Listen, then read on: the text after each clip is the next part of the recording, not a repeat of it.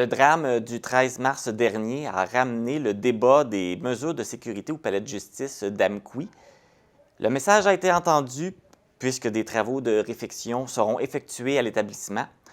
Pour nous entretenir sur le sujet, je reçois Pascal Bérubé, député de Matane-Matapédia. Bonjour Pascal. Bonjour Marc. Tout d'abord, c'est quoi les enjeux de sécurité au palais de justice d'Amqui? Le palais de justice d'Amqui, comme ailleurs au Québec, est un lieu où s'exerce la justice. Alors, il y a un certain nombre de considérations qu'on doit avoir en matière de sécurité, d'accessibilité des lieux, de rendre l'expérience la plus correcte possible, parce que c'est jamais très simple. Il y a des accusés, il y a des victimes, les gens doivent se côtoyer. Donc, l'exercice de la justice doit se faire dans les meilleures conditions possibles. Dans le cas du palais de justice d'Amqui, ça fait un bon moment que j'ai remarqué, par exemple, parce que c'est juste en face de mon bureau de circonscription sur le boulevard Saint-Benoît, que l'entrée est problématique.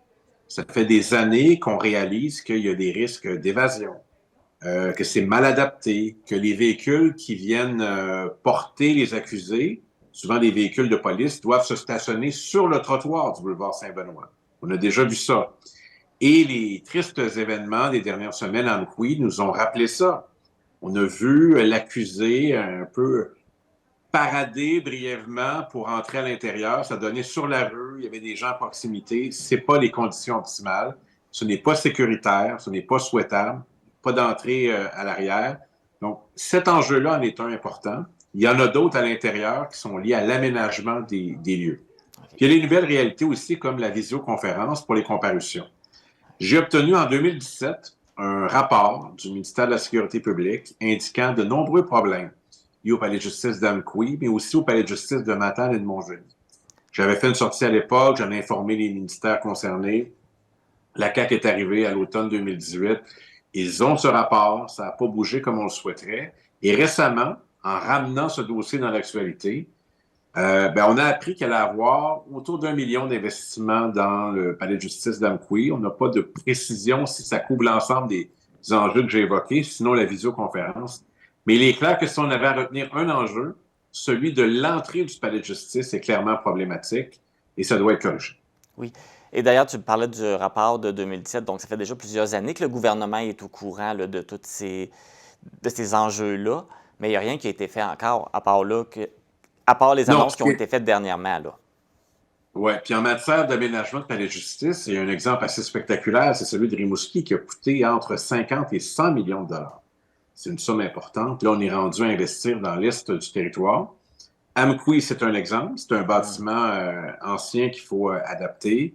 Matane, c'est la même chose. Puis Montjoly a une problématique supplémentaire parce que le palais de justice est situé à même l'édifice municipal. Donc, les employés croisent des administrateurs de la justice, voire des accusés, voire des victimes. Il y a même des cellules au sous-sol très particuliers. Donc, on plaide tout le temps en même temps. J'espère en savoir davantage sur les aménagements au palais de justice d'Amqui. Je devrais obtenir des précisions là-dessus. Mais ça fait partie de la surveillance qu'on doit avoir sur un ensemble d'enjeux. Moi, j'ai fait une demande d'accès à l'information aussi il y a quelques temps sur les postes de police du territoire. Okay. Celui d'Amqui, celui de Matane, celui de Price. Là aussi, il y a des choses à améliorer. J'ai des rapports en poche. Donc, je plaide en permanence pour que les bâtiments, les services offerts par le gouvernement du Québec le soient dans les meilleures conditions possibles. Et c'est le cas également dans le cas du palais de justice. Si j'en avais pas parlé à nouveau, on dirait qu'on n'en parlait pas. Okay. Mais je sais que les procureurs, par exemple, les avocats, les gens qui y travaillent, bien, eux, ils m'informent de ça. Ils m'informent d'enjeux problématiques. Alors, je suis heureux qu'on ait un investissement et je vais en savoir un peu plus bientôt sur la nature de ces investissements, en quoi ça va changer l'expérience de fréquenter le palais de justice, qui est rarement une expérience très joyeuse, surtout pour les gens qui sont confrontés. Mais il y a des gens qui travaillent pour qui c'est le métier. Alors, il faut s'assurer que ce soit un endroit adéquat. Puis, je peux surveiller ça de très près. Je suis regardé de la fenêtre de mon bureau. Je vois tout. Oui, tout le moins ce qui est à l'extérieur. Est-ce que tu penses que la tragédie du 13 mars a eu un impact sur l'annonce des travaux qui a été faits cette semaine? On ne le sait pas. J'ai l'impression que non, parce que ça n'aurait pas pu se faire aussi vite. Quoique, le premier ministre nous a indiqué dans une rencontre privée, la mairesse d'Amqui et moi, que si on avait une liste de choses à demander, ça serait tout à fait adéquat de le faire. D'ailleurs, on va le faire, mais j'ai tendance à croire que ce n'est pas lié. OK. Ça serait trop rapide, à moins qu'on nous dise qu'il y a une commande particulière, mais ça fait assez longtemps que je suis en politique que je me doute bien que c'est pas lié à ça. Tant mieux, c'est des travaux. On aura d'autres demandes à faire. OK. Des enjeux comme la téléphonie cellulaire entre Matane et Amkoui, ça n'a toujours aucun sens.